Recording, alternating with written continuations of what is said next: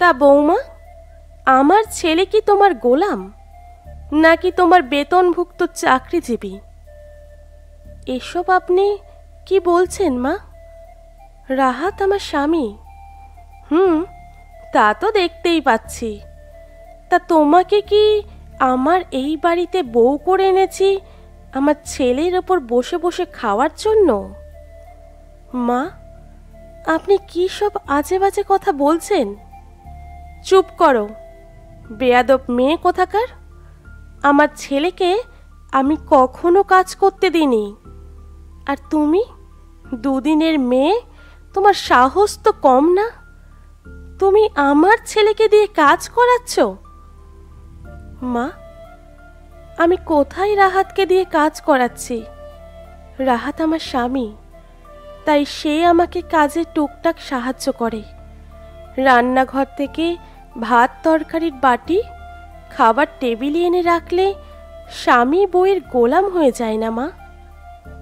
আমার কথা শুনে শাশুড়ি মা থমথম করে রুম থেকে বেরিয়ে যান। আমি নন্দিনী, আমার স্বামী রাহাত। বিয়ে হয়েছে আমাদের প্রায় 6 মাস হতে চলল। বাবা মায়ের একমাত্র মেয়ে ছিলাম। তবে তার কারণে কোনো কাজ পারি না এমনটা নয়। ঘরের কাজ প্রায় অনেকটাই আমি পারি। তাই বিয়ের পর খুব একটা অসুবিধে হয়নি। বিয়েটা আমাদের পারিবারিকভাবেই হয়েছে। তবে আমাদের সম্পর্কে বিশ্বাস আর সম্মান দুটোই আছে। রাতের খাবার জন্য খাবার টেবিলে বসে আছে সবাই।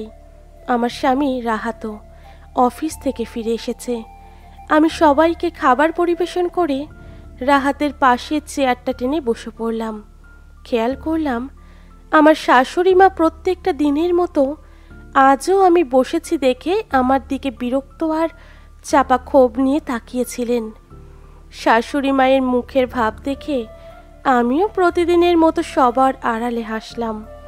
ওনার এই ধরনের মুখের ভাবের কারণ আমি কেন ওনাদের সাথে খেতে বসেছি। বিয়ের প্রথম বসতাম না। সবার খাওয়া হলে সব কিছু গুছিয়ে আমি একাই খেতাম। কিন্তু একদিন এই চিত্র পরিবর্তন হলো। সবাইকে খাবার পরিবেশন করে নিত্যদিনের মতো আমি একপাশে চুপচাপ দাঁড়িয়েছিলাম। হুট করে রাহাত বলে উঠল, নন্দিনী, বসো আমাদের সাথে। দাঁড়িয়ে আছো কেন? আমি কিছু বলবো তার আগেই আমার শাশুড়ি মা বলে ওঠেন, ও পরে খাবে। কেন? পরে কেন খাবে? এতদিন কিছু বলিনি, কারণ ও নতুন বউ ছিল। আমাদের সাথে একসাথে বসলে ও ঠিক করে খেতে পারবে না, তাই কিছু বলিনি। কিন্তু এখন তো আমাদের সাথে কিছুটা কমফোর্টেবল হয়েছে, তাই আজ থেকে নন্দিনীও আমাদের সাথে খাবে। কি হলো, দাঁড়িয়ে আছো কেন? বসো। আমি একবার আমার শ্বশুর শাশুড়ির দিকে তাকিয়ে চুপচাপ বসে পড়লাম। আমি বসতেই রাহাত প্লেটে খাবার তুলে দিয়ে ইশারায় আমাকে খেতে বলল। সেদিন থেকেই আমি সবার সাথে বসে খাই। আজ ঘরে অনেক কাজ, দুদণ্ড যে বসবো তারও কোনো সুযোগ নেই। আজ নাকি আমার ননদ, তার স্বামী আর তার বাচ্চারা আসবে। শাশুড়ি মা আমাকে কড়া গলায় 5-6টা পদ রান্না করতে বলে গিয়েছেন। আমিও চুপচাপ সব রান্না করতে থাকি। বিকেল হতে হতেই আমার ননদ আর তার স্বামী, তার বাচ্চারা চলে এসেছে। বোন এসেছে শুনে রাহাতও আজ তাড়াতাড়ি অফিস থেকে বাড়ি ফিরে এসেছে। আর আসার সময় সবার জন্য কিছু না কিছু নিয়ে এসেছে। বাইরে সবাই হাসি মজা করছে আর রাহাতের আনা পিৎজা, বার্গার মজা করে খাচ্ছে। আমি রুমে এসে চুপচাপ শুয়ে আছি। সকাল থেকে এত কাজ করে মাথা আর ঘাড় ব্যথা করছে। হঠাৎ মাথায় কারোর হাতের স্পর্শ পেলাম। আমি জানি এটা রাহাত, তাই আর চোখ খুললাম না। খুব বেশি ব্যথা করছে? রাহাত ড্রয়ার থেকে বাম এনে যত্ন করে কপালে মালিশ করে দিচ্ছে। সেই সময় এদিক দিয়ে আবার ননদ শিউলি যাচ্ছিল। দরজা খোলা থাকার কারণে এই দৃশ্য সে দেখে নেয়। বাহ, আমার ভাই তো দেখি বইয়ের সেবা করাই ব্যস্ত। ও, বুঝতে পেরেছি, আমরা এসেছি তো, তাই অসুস্থতার নাটক করে আমার ভাইটাকে আলাদা করে রেখেছে। মুখ বেঁকিয়ে বলে শিউলি। প্রচণ্ড মাথা ব্যথা আর অসহ্য রকমের ঘাড় ব্যথার কারণে আমার কথা বলতে ইচ্ছে করছে না, তাই ননদের কোনো কথার উত্তর দিলাম না। কিন্তু আমি না বললেও রাহাত ঠিকই মুখ খুলল।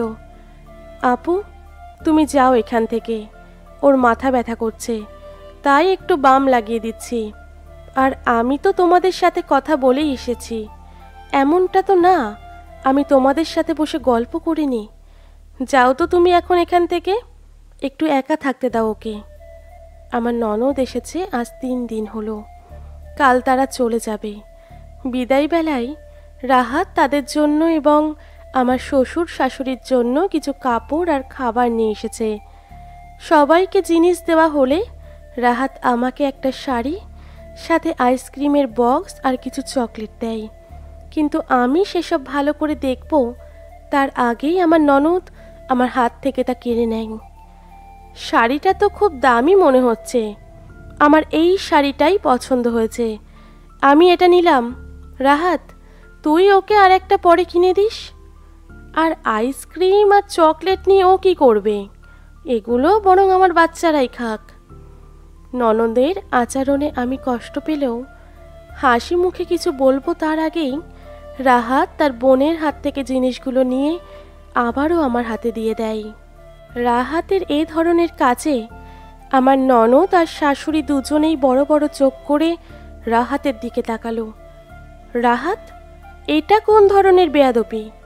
তুমি তোমার বোনের হাত থেকে এভাবে কেন জিনিসগুলো নিয়ে নিলে? মা, আমি আপুর হাত থেকে জিনিসগুলো নেওয়াতে তুমি রেগে গেলে, কিন্তু কিছুক্ষণ আগে যখন একই কাজটা আপু নন্দিনীর সাথে করেছে তখন তো তুমি কিছু বললে না। দেখলে মা, এই মেয়ে আমাদের ছেলের কান ভাঙিয়েছে। বিয়ে হয়েছে 1 বছরও হয়নি, এখনই বইয়ের হয়ে এত কথা বলছে, না জানি পরে কি করবে। তোমার ছেলে তো বইয়ের আঁচল ধরেই ফেলেছে এখনই। বোনের কথা শুনে রাহাত হেসে উত্তর দেয়, না আপু, বইয়ের আঁচল ধরিনি, বরং তাকে তার প্রাপ্য অধিকারটুকু দিচ্ছি। মা, বইয়ের কাজে সাহায্য করলে স্বামী বইয়ের গোলাম হয়ে যায় না। আর আপু, বইয়ের একটু সেবা করলে সেটা বইয়ের আঁচল ধরা হয়ে যায় না। তোমার হাত থেকে জিনিসগুলো নেওয়াতে যেমন তোমার খারাপ লাগে, নন্দিনীরও খারাপ লেগেছে। এমন তো না যে আমি তোমাদেরকে দিইনি, আমি তোমাদেরও দিয়েছি। তাহলে আমি যদি তোমাদের কিছু দিতে পারি, তাহলে ওকে কেন দিতে পারবো না? স্বামীর থেকে কিছু পাওয়া একজন স্ত্রীর অধিকার। নন্দিনীও রক্ত মাংসের মানুষ, তারও চাওয়া পাওয়া, অসুখ বেদনা সব আছে। আমি আমার বউকে তার প্রাপ্য অধিকার আর সম্মান দিচ্ছি। এতে যদি আমাকে বইয়ের গোলাম হয়েছি, বইয়ের আঁচল ধরেছি কথাগুলো শুনতে হয়, তাতেও আমি সন্তুষ্ট। অন্তত আমি 4 দেওয়ালের ভিতরে নিজের পুরুষত্ব দেখাই না। কথাগুলো বলে আমার হাত ধরে টানতে টানতে রুমের মধ্যে নিয়ে আসতে থাকে রাহাত। আমি পেছন ফিরে মানুষগুলোর দিকে তাকিয়ে হালকা হাসলাম। এমন স্বামী পেয়ে নিজেকে ভাগ্যবতী মনে হচ্ছে। এই রকম যদি সব স্বামী তার স্ত্রীকে সম্মান করত, নিজের প্রাপ্য অধিকার দিত, তার পাশে থাকত, তাহলে কোনো বাড়ির বউকে নির্যাতিত হতে হতো না।